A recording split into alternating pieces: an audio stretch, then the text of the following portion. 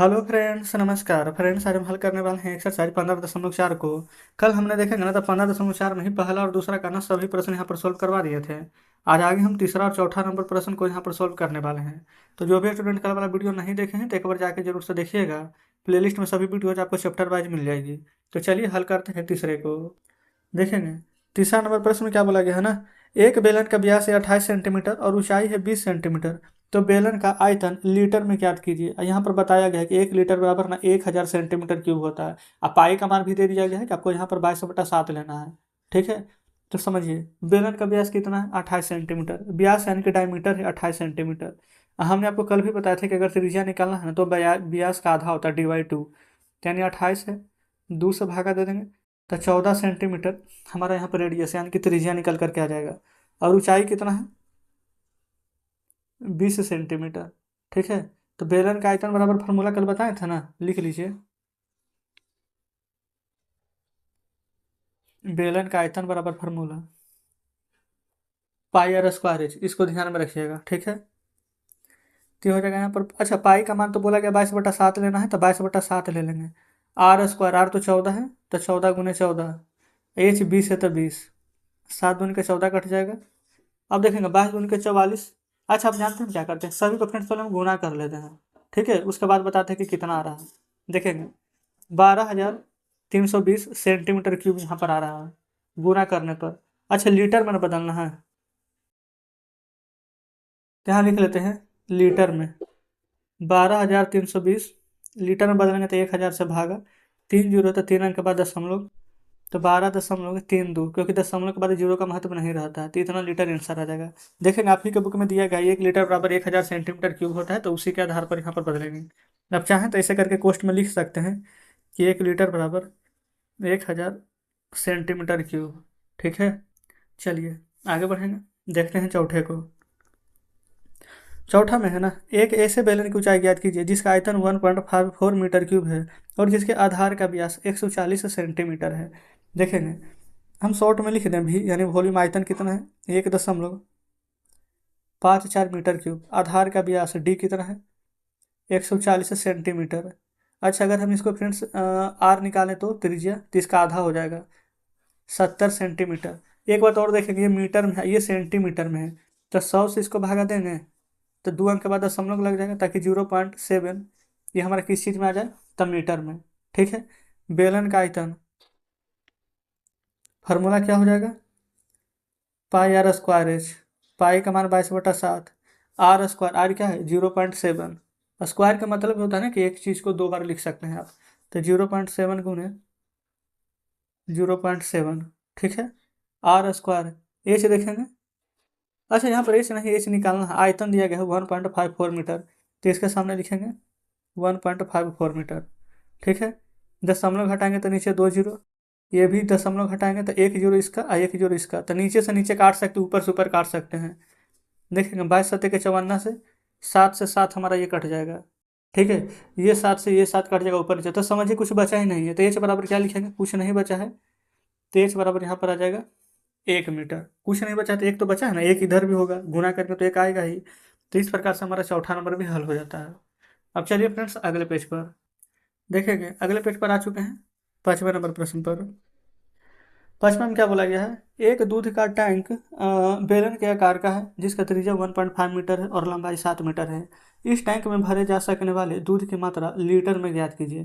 जो जो दिया गया है पहले उसको लिख लें। आर त्रिज्या कितना है 1.5 मीटर, जो लंबाई या फिर ऊंचाई कहिए। ठीक है, ये यहाँ पर ऊंचाई का ही काम करेगा, एच है 7 मीटर। बेलन का आयतन बराबर फार्मूला क्या होता है, आप कहेंगे πr²। पाई का मान हो जाएगा 22/7। r² यानी 1.5 गुने 1.5, एच हो जाएगा 7। कोई दिक्कत नहीं है।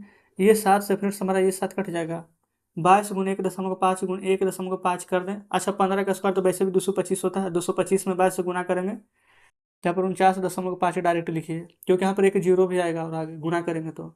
ठीक है। और यहाँ पर 2 अंक के बाद दशमलव है तो 2 अंक के बाद दशमलव दे देंगे, क्योंकि एक अंक ही तो हो गया ना, 2 अंक। तो इतना मीटर में था तो मीटर का क्यूब आया है। लेकिन हमसे ना देखेंगे यहाँ पर बोला गया दूध की मात्रा मीटर में नहीं बल्कि लीटर में बताना है, तो ऐसे लिखिए, चूँकि 1 मीटर क्यूब बराबर 1000 लीटर होता है। तो यहाँ पर कितना मीटर क्यूब है? 49.5 मीटर क्यूब है। तो 1000 से गुना करेंगे, एक अंक के बाद देखेंगे दशमलव है तो एक जीरो कट जाएगा, तो 495 और 2 जीरो है तो 2 जीरो। ठीक है, तो 49,500 लीटर हमारा यहाँ पर आंसर आ जाएगा पचमा का। ठीक है, चलिए आगे। छठा, बोला क्या गया? 3 मीटर त्रिज्या तथा 7 मीटर गहराई वाले कुआं को खोदने में 30 रुपया प्रति मीटर क्यूब के दर से कितना व्यय होगा? व्यय यानी कि कितना खर्चा होगा। तो क्या क्या दिया गया है प्रश्न में, जो लिख लें। देखिए, आर यानी त्रिज्या है 3 मीटर, एच हार्ट ऊंचाई है 7 मीटर। अच्छा, दर कितना है? 30 रुपये प्रति मीटर क्यूब। ठीक है, उसको लास्ट में लिख लेंगे। तो आयतन बराबर फॉर्मूला पता है, पाई आर स्क्वायर। बार बार लिखने की आवश्यकता है नहीं ना। तो पाई की जगह पर 22/7, आर स्क्वायर, आर कितना है 3, तो 3 का स्क्वायर डायरेक्ट लिख लेते हैं 9, एच है 7। दर जो दिया गया ना, आप चाहें तो यहाँ गुना कर सकते हैं, लेकिन चलिए ना लास्ट में गुना करेंगे। 7 से 7 काटिए, 22 नंबर कितना होता है? 98 से ना, तो 198 मीटर क्यूब इतना आ जाएगा। अब लिख लेंगे 1 मीटर क्यूब का खर्चा है 30 रुपया, तो 198 मीटर क्यूब का, तो 198 गुने 30, एक जीरो देंगे, 3 × 8 = 24 के 4, और 19 के 57, और 57 और 2 59, तो टोटल कितना खर्चा होगा? तो आप लिख सकते हैं कि 5940 रुपये हमारे यहाँ पर खर्चा होगा। आप कहेंगे जी बिल्कुल, कोई दिक्कत नहीं है। छठा कंप्लीट, सातवां पर आ जाइए। देखेंगे सातवां नंबर में, अच्छा सातवां देखेंगे ना, तो हमारे यहाँ पर टाइप 2 है, ध्यान दीजिएगा। टाइप 2 में क्या बोला गया है? एक सूत्र से अज्ञात राशि का मान निकाल करके दूसरे सूत्र में रखने पर आधारित प्रश्न। बोला गया है, एक समवृत्ताकार बेलन का आयतन 2310 मीटर क्यूब है तथा आधार का व्यास 14 मीटर है, तो बेलन का वक्र पृष्ठीय क्षेत्रफल ज्ञात कीजिए। हमें क्या क्या दिया गया है जो देखेंगे। वॉल्यूम, आयतन कितना है? 2310 सेंटीमीटर क्यूब। डायमीटर यानी व्यास दिया गया है 14 सेंटीमीटर।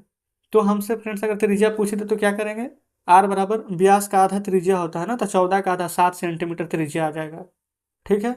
अच्छा, बेलन का वक्र पृष्ठीय क्षेत्रफल हमसे पूछा गया है, लेकिन सबसे पहले ये बताइए, बेलन का अगर हम यहाँ पर से क्षेत्रफल कैसे निकाल सकते हैं? यहाँ पर तो ऊंचाई हमें नहीं पता है, तो हमें क्या करेंगे ना, सबसे पहले ये देखेंगे, ऊंचाई निकालेंगे। ठीक है, फॉर्मूला तो यही वाला लगेगा। यहाँ लिख देते हैं बेलन का आयतन बराबर, चलिए, बेलन का आयतन बराबर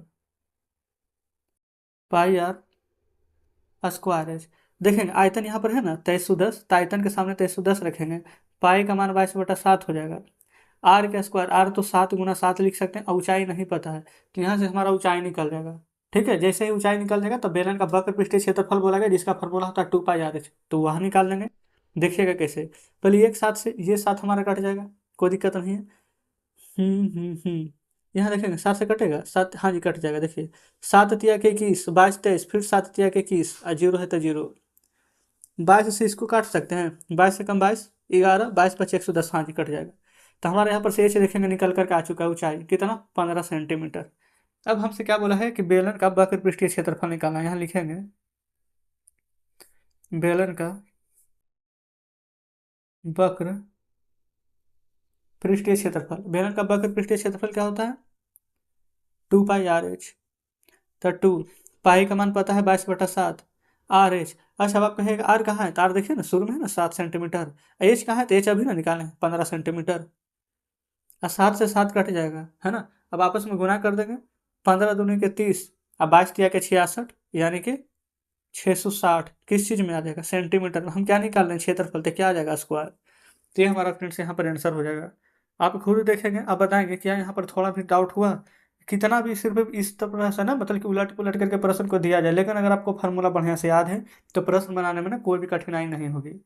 तो देखेंगे फ्रेंड्स, आज ना हम यहाँ पर ज़्यादा प्रश्न को नहीं बात करेंगे, आज हम यहाँ पर कम ही हल करेंगे, क्योंकि देखेंगे यहाँ पर टाइप 2 है, तो हो सकता है कि आपको समझ में ना आए। तो 7 नंबर बता दिए हैं ना, अब उसी के आधार पर यहाँ पर 12 नंबर तक के प्रश्न है। आप चाहें तो खुद से बना करके देखिएगा, बन जाता है तो अच्छी बात है, नहीं बनेगा तो कल के वीडियो में हम पूरा यहाँ पर ये वाला बुक सॉल्व करवा देंगे, चैप्टर हमारा कल हल हो जाएगा पूरा। ठीक है, तो आज का सेशन कैसा लगा कमेंट बॉक्स में बताइएगा। तो ठीक है, मिलते हैं आपसे कल नेक्स्ट वीडियो में बचे हुए प्रश्नों के साथ।